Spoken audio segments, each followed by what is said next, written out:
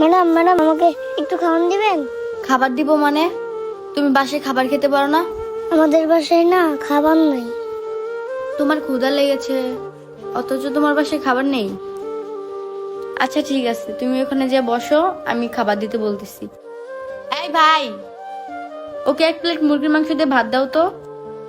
আচ্ছা ম্যাডাম, দিতেছি। বাচ্চাটাকে ভালো থেকে একটা মাংস দিই, খেয়ে যেন মজা পায়। বাবু, তুমি এখন এই খাবারটা খেয়ে নাও। ম্যাডাম আপনি আমাকে মুরগির মাংসটা দিলেন, আমি তো মুরগির মাংসের টাকাটা দিতে পারবো না। আরে বাবু, তুমি চিন্তা করো না, তুমি মুরগির মাংস দিয়ে খাও, টাকা আমি দিব। আচ্ছা ম্যাডাম, তাহলে আমি খাইলাম। আচ্ছা ঠিক আছে, তুমি খাও। ম্যাডাম আমি আর খাবো না। খাইবা না মানে? তোমার পেটে না অনেক ক্ষুধা, খাবারটা তুমি খেয়ে নাও বাবু। না না ম্যাম, আমার পেট ভরা আছে। ম্যাডাম আমি খাবারটা বাসায় নিয়ে যাই। আমার বাবাও না না খাই আছে। ম্যাডাম আমার বাবা না অনেক অসুস্থ, অনেকদিন হলো বিছানা থেকে উঠতে পারে না। এর জন্য আমি বাসা থেকে বেরিয়েছি বাবার জন্য খাবার জোগাড় করতে। ও আচ্ছা, তোমার বাবাও অসুস্থ, তিনিও না খেয়ে আছে? আচ্ছা বাবু, তুমি এখন খাবারটা খেয়ে নাও, আমি তোমার বাবার জন্য খাবার পার্সেল করে দিচ্ছি। এই ভাই, আরেকটা খাবার পার্সেল করে দাও মুরগির মাংস দিয়ে। আচ্ছা ম্যাডাম, দিতেছি।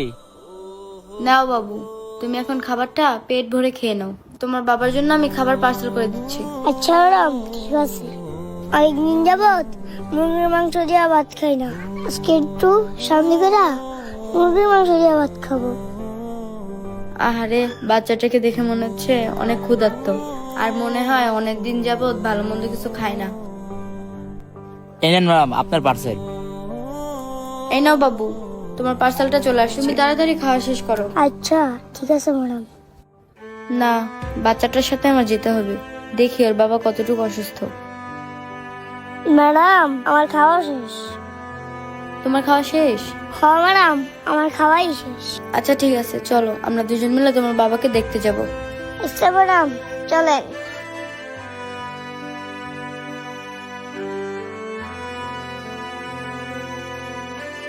ম্যাডাম ওই যে আমাদের বাসা।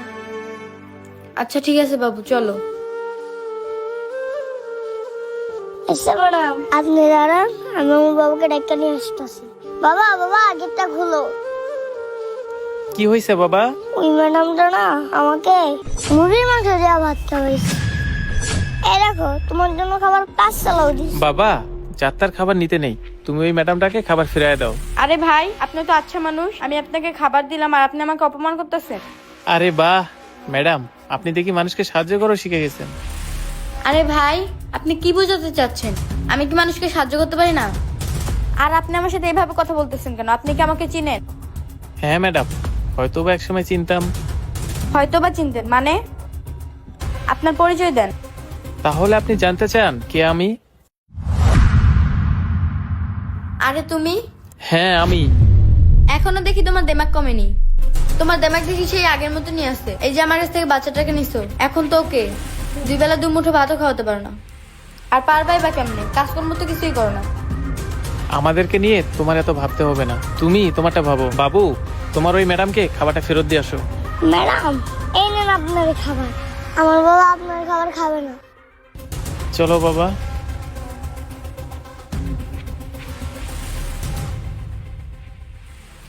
আরে ভাবি আপনি? হ্যাঁ অঙ্কন, আমি রাফসান আমাকে ডেকে আনছিল, কিন্তু দেখি তোমার ভাইয়ের দেমাগ কমেনি। তোমার ভাই এখনো আগের মতো নিয়ে আছে। মানে ভাবি কি বলতেছেন? আপনার কথা তো বুঝতে পারলাম না। আরে বুঝলা না, চাকরি বাকরি তো কিছুই করে না, আর আমার কাছ থেকে বাচ্চাটাকেও নিয়ে রাখছে। বাচ্চাটাকে নিচ্ছে ভালো কথা, কিন্তু বাচ্চাটাকে তো একবেলা 1 মুঠো খাওয়াতেও পারে না। আর খাওয়াইবো বা কেমনে? নিজে তো কাজকর্ম কিছুই করে না, শুধু বৈশা বৈশা খায়, আর ছেলেটাকে দিয়ে ভিক্ষা করায়। আরে ভাবি কি বলতেছেন?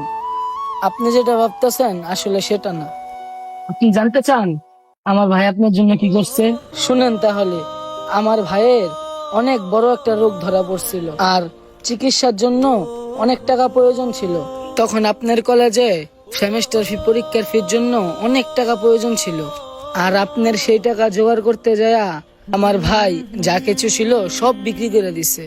আর সেই টাকা দিয়া নিজের চিকিৎসা না কইরা আপনি সব খরচ চালাইছেন। আর আপনি বলেন আমার ভাই কাজ কাম করে না। আরে আমার ভাই সেই রোগের চিকিৎসাই তো করতে পারে নাই, কাজ কাম করবো কিভাবে? তারপরেও আমার ভাই ভালো একটা চাকরি নিয়েছিল, কিন্তু সে অসুস্থ হয়ে যাওয়ার পরে সেই চাকরিটাও চলে যায়। সেই চাকরি চলে যাওয়ার পর থেকে আমার ভাই কোনো কাজ কামই করতে পারে নাই। আর এই সব কিছুর জন্য দায় একমাত্র আপনি। আমি দেয় মানে? আপনি দায়ী কেন শুনবেন? সেদিন যদি আপনার পরীক্ষার ফি না দিয়ে আমার ভাই চিকিৎসা করাইতো, তাহলে আমার ভাইয়ের আর আজকে অভাবটা থাকতো না। সেদিন যদি আপনার পরীক্ষার ফি না দিয়ে আমার ভাই নিজের চিকিৎসা করাইতো, তাহলে আজকে ওর আর এই দিন দেখতে হতো না। আর আপনাকে এই কেন বা এত কিছু বলতাছি? এত কিছু বলে লাভ আছে? থাকেন আপনি। হায় আল্লাহ, আমি সোহাগের সাথে অনেক বড় অন্যায় করে ফেলছি। আমার যেভাবেই হোক সোহাগের কাছ থেকে মাপ চেয়ে নিতে হবে। যাই, সোহাগকে গিয়ে সরি বলি। এই ভিডিওটি দেখে কে কি বুঝলেন কমেন্ট করে জানিয়ে দিবেন, আর বেশি করে শেয়ার করে দিবেন।